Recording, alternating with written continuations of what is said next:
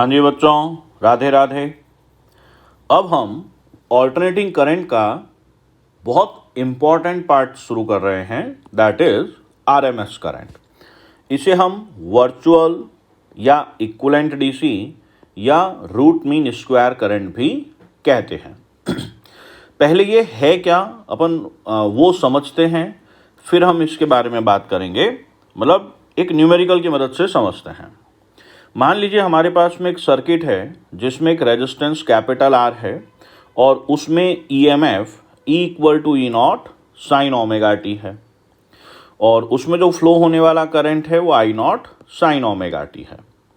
तो हमारे पास सवाल है कि find the amount of heat developed in resistor in time dt। तो हीट का फॉर्मूला जो होता है वो होता है I square R D T. अब इस आई की जगह पर हम I naught sine omega t लगाएंगे तो D H equal to I naught square R sine square omega t. तो ये जो अमाउंट ऑफ हीट डेवलप हुआ है ये इस रजिस्टर में dt टाइम में हुआ है। अब हम ये देखना चाहते हैं कि इस रजिस्टर में टोटल कैपिटल टी टाइम में इस AC के वजह से कितना हीट डेवलप हुआ। तो अब इसका इंटीग्रल करेंगे 0 से कैपिटल टी के लिए। तो हम जानते हैं बेटा साइन स्क्वायर ओमेगा टी का dt का इंटीग्रल डायरेक्ट नहीं होता है, तो इसे उस फॉर्मेट में कन्वर्ट करना होगा जिसका इंटीग्रल हमारे पास अवेलेबल है। और ये इंटीग्रल हमने पहले वीडियो में भी देखा है, तो आप एक बार वापस उस वीडियो को गो थ्रू करें जिससे ये चीज़ आसानी से समझ में आए। तो अब हम यहाँ पर साइन स्क्वायर ओमेगा टी को 1 minus cos 2 omega t by 2 लिखा।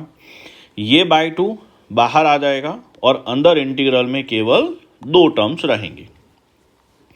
तो इस 1 के लिए तो हो गया बेटा इंटीग्रल dt 0 से कैपिटल टी तक, कॉस 2 ओमेगा टी का ये वाला पार्ट आ गया। अब हमें ये भी ध्यान है कि ये cos 2 ओमेगा टी हो या sin 2 ओमेगा टी हो, उसका कंप्लीट साइकिल के लिए इंटीग्रल 0 होता है और यहाँ पर इसका इंटीग्रल क्या आ जाएगा, कैपिटल टी। तो ये हमारे पास में इतना आ गया।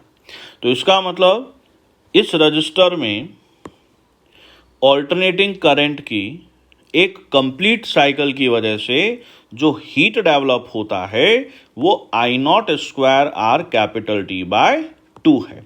अब यहाँ पर ये ध्यान रखना है कि जो ऑल्टरनेटिंग करंट का मतलब सर्किट में जो करंट था वो लगातार बदल रहा था।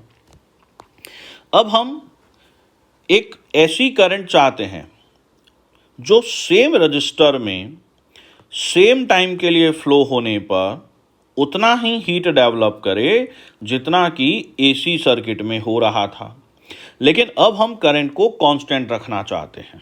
ठीक है, तो इसका मतलब ये AC सर्किट है जिसमें कैपिटल R रजिस्टर पर हमने AC सोर्स लगाया। अब हमने एक DC सर्किट लिया जिसमें रजिस्टर सेम रखा, टाइम की वैल्यू भी सेम रखी, लेकिन कांस्टेंट पोटेंशियल डिफरेंस है जिसकी वजह से कांस्टेंट करंट डेवलप होगा। तो इसकी वैल्यू को चेंज कर करके हमने इस करंट को चेंज किया और एक ऐसी करंट ढूंढने की कोशिश कर रहे हैं जिसका इस कैपिटल R में सेम टाइम के लिए हीटिंग इफेक्ट वही हो जो इस सर्किट में था। इट मीन्स हम सेम रजिस्टर में AC सर्किट में उसी रजिस्टर में DC सर्किट में हीट बराबर करना चाहते हैं। तो यहाँ पर I naught square R T by 2 और DC सर्किट में माना कि वो करंट जिस पर हीटिंग इफेक्ट सेम आता है वो IV है, I वर्चुअल। इसको हम IRMS भी कहेंगे या I इक्विवेलेंट DC भी कहेंगे। तो इधर RT से RT कैंसिल आउट हो गया, तो अब आपके पास में I वर्चुअल या IRMS I naught by root 2 रहा। इसको एक बार वापस समझते हैं। इसका मतलब heating effect of I not sine omega T in capital R for time capital T is same as that of hitting effect of IRMS in capital R for time capital T।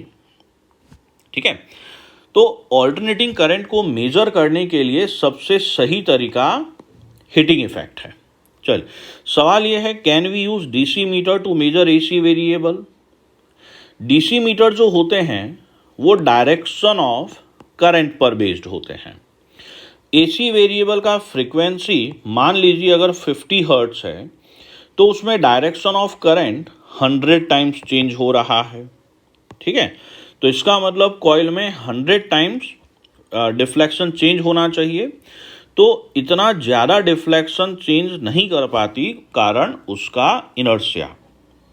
तो अगर हम एक DC meter को AC circuit में लगाएंगे तो उसका deflection आएगा ही नहीं इनर्शिया की वजह से, या हम कह सकते हैं कि वो एवरेज वैल्यू को मेजर कर रहा है।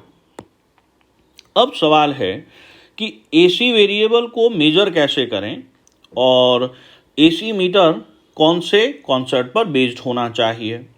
तो हीटिंग इफेक्ट जो है वो करंट की डायरेक्शन पे डिपेंड नहीं कर रहा। वो एसी मीटर जितने भी होते हैं वो हीटिंग इफेक्ट पर बेस्ड होते हैं और इनको हम हॉट वायर मीटर्स कहते हैं।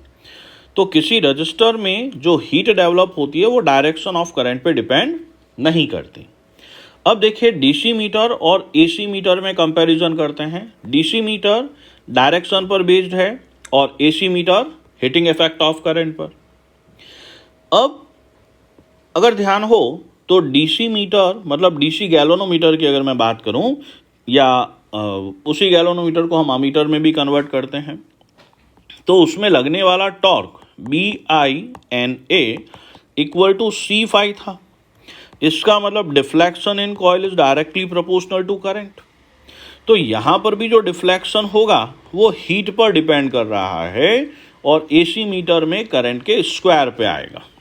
ठीक है, चूंकि यहाँ पर करंट कांस्टेंट था तो जो डीसी मीटर है उसका स्केल लीनियर होता है, लेकिन एसी मीटर का स्केल नॉन लीनियर होता है। तो इनको हम हॉट वायर मीटर कहते हैं। इसका एक छोटा सा एक्सप्लेनेशन मैं आपको बताता हूँ। देखो ये एसी मीटर है, यहाँ पर स्केल लगातार चेंज हो रहा है। अब ये मेजर कैसे किया जाता है, मान लीजिए ये अपने आप में एक रजिस्टर वायर है, इसमें एसी आ रही है, तो अब टेम्परेचर डेवलप होगा, हीट डेवलप होगी, तो हीट बनने से इसकी लेंथ बढ़ेगी। हमने यहाँ पर एक स्प्रिंग लगा रखा है, इसके मिड पॉइंट से एक वायर लेकर इस पुली पर कॉइल करके फिर हमने स्प्रिंग लगाया। तो जैसे जैसे इस वाले वायर की लेंथ बढ़ेगी ये स्प्रिंग कंप्रेस होना शुरू होगी, क्योंकि पहले हमने इसको एलोंगेट करके रखा है।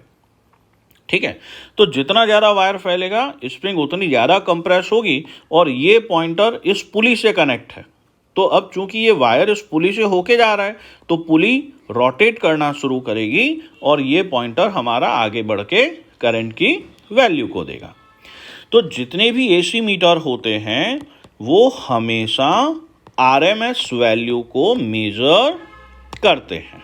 ठीक है, RMS root mean square current. तो पहले अगर हम मैथमेटिकली जाना चाहें तो किसी भी एक्सप्रेशन का पहले स्क्वायर करो, फिर उसका मीन मतलब एवरेज लो और फिर उसका अंडर रूट कर लो। तो ये तो मैथमेटिकली करने का एक तरीका हुआ। बाकी आरएमएस का मतलब ही हीटिंग इफेक्ट को इक्वल करना है। चलिए बेटा, राधे राधे।